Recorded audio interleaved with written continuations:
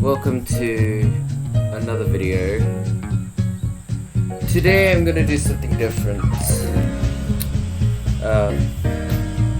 I've once CC'd every game on normal mode and as each character for the first generation of the Windows era. So I'm just going to rank which ones are the easiest in my opinion and explain why, so maybe if you're having a bit of trouble you can decide which games to try first.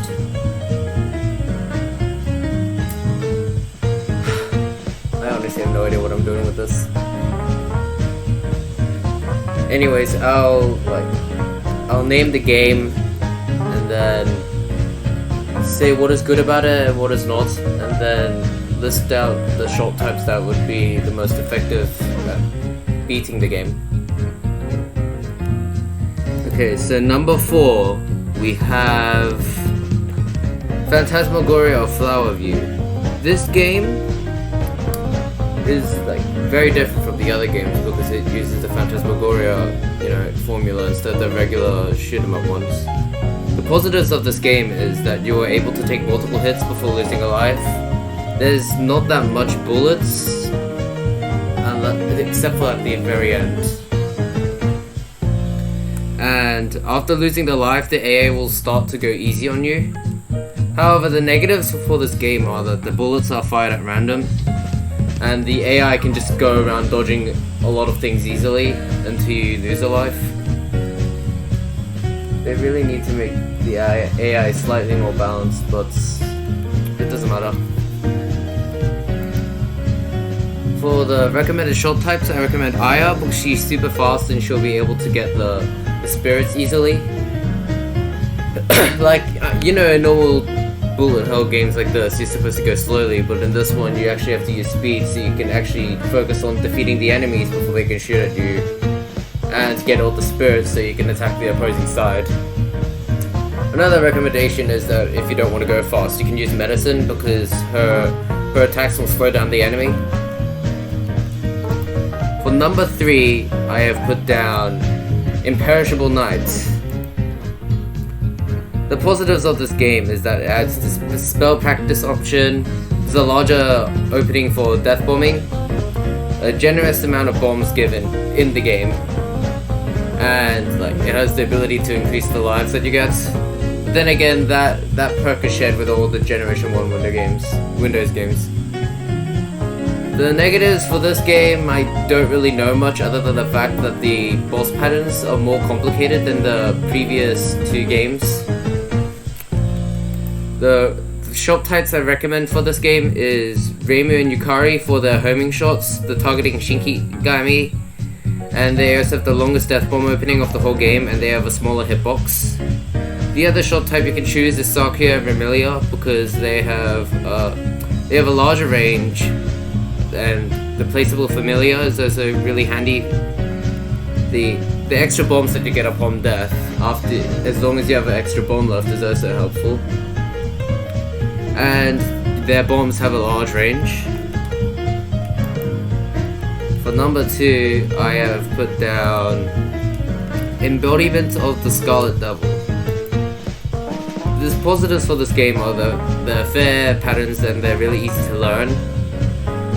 And the negatives are that the game doesn't have a hitbox indicator, however you can easily fix this by adding a hitbox patch into the game. The shot types I recommend are Reimu A for their homing bullets, the good crowd control, the large range, slightly longer death bomb opening, and it has the smallest hitbox. However, I think shot type Reimu A has the lowest damage. For Marissa, I recommend shot type B because they're the piercing lasers, and I think it has slightly larger range than shot type A, but I might be mistaken since it may seem that way because of all the missiles blowing up inside shot type A covering some of the bullets. And the Master Spark is a really powerful bomb. Her shot type has a high amount of damage and the largest bomb range in the game. However, it does reduce your crowd control compared to Reimu. And for number 1, I put down Perfect Cherry Blossom. This game has like slow bullets and easy to predict trajectories. The patterns are easy to learn as well, and the cherry border allows you to take hits before additional hits without losing a life. And the only negative to this game is really that it's just a long game. Like, that's all. That's the only bad thing about it. So you're just gonna have to save some bombs and know when to use them. And for each of the characters, I recommend Reimu A for the homing bullets, and there's the longest death bomb opening, good crowd control, and the smallest hitbox. However, their damage was like nerfed slightly, so it's like very little amounts. Marissa B is the best for Marissa because of the piercing lasers, the powerful bomb, the high damage, the longest lasting bomb in the game.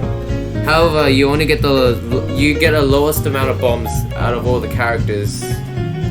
I think it's like 2 upon death.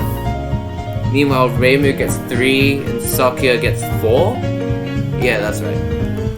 And I recommend Sakura A the most in this game. She doesn't really have any negatives.